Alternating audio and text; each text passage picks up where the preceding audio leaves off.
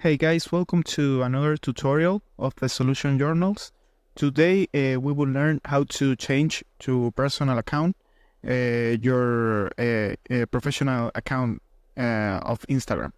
So the first step is go to the official application of Instagram, and here in your principal feed, you need to go to the options in the down part, in the down right corner.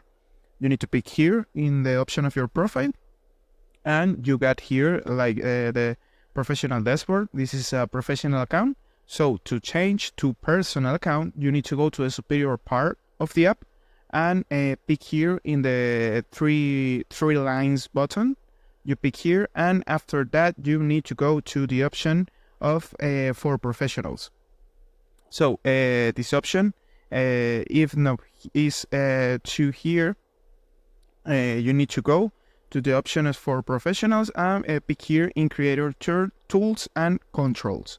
You pick here, and after that you need to go to the option of switch account type.